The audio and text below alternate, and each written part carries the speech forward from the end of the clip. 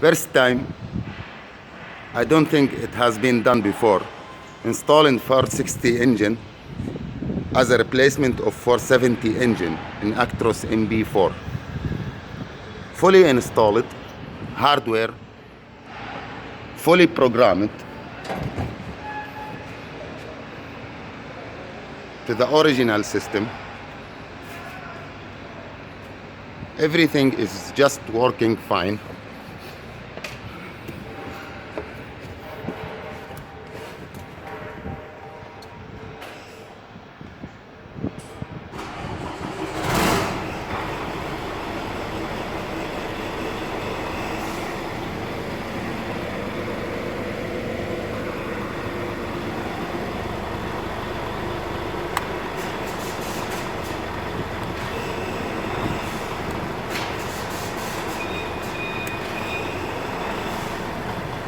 Everything is okay. Working originally with original CBC.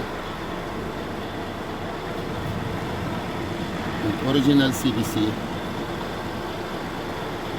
Without any modification to the truck.